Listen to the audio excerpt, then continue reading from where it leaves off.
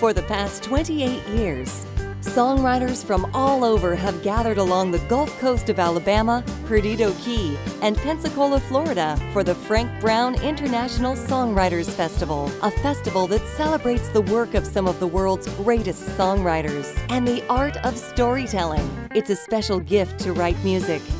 And we got a chance to sit and ask the industry's most sought-after writers and musicians about the Frank Brown International Songwriters Festival. It is a 27-year festival celebrating the art and craft of songwriting, primarily country writers from Nashville, but we have writers from all over the world, from New York, from Australia, from England. From Louisiana and Nashville and Texas and around the world really coming in here for this thing. A lot of fun down here, and I probably had to retire for a little bit from the Frank Brown. I've been coming for probably 20, 30 years, I don't know, a long time. The businesses need the business to come in and help support them, and songwriters need to have people to listen to what we do. It's a unique festival.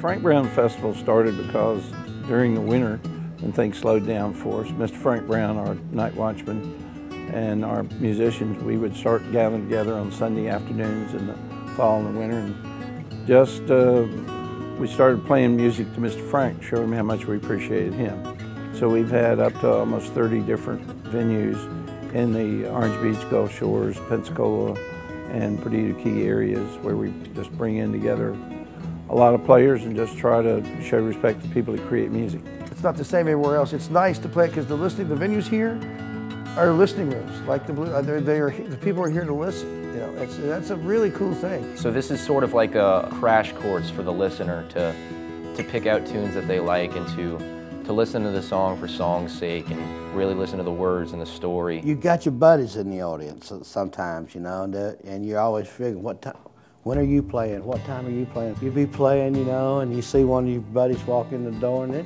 kicks your level up a little bit, you know, because you know they're coming on behind you. Yeah, it's an interesting challenge to just be sat there with two people you don't know, or three people you don't know, and just play your song and try to blow somebody away. You'll be able to hear a pin drop, you know, when you're playing here, because they're very respectful. The listeners are very respectful, and a lot of musicians themselves. I think that's a big difference too. This is pretty full of your peers. When you're writing with artists, they're new and they're by definition young, so they don't really have as many life experiences. So you got to figure out how to help them get their life experiences into something that will participate in the industry and get them a foothold. Biggest songs that I've ever had, chart-wise, come out and they don't take any more than 15, 20 minutes to write. They just fall out. There's that tune that's been just the bane of my existence for years, but I love it and I want to finish it and it's not finished. And then there's a song that you write in half a day and you play it every show. Yeah, I collaborated with a lot of writers.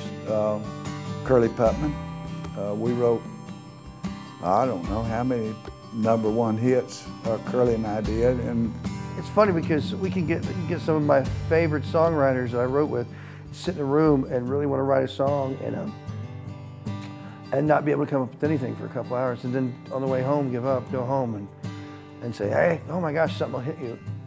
Those things that make you cry that we talked about, they come from God. They don't come from some man thinking them up. Then you can call it fiction if you want to, but there's no truly great fiction. There's great truth. There's no great fiction.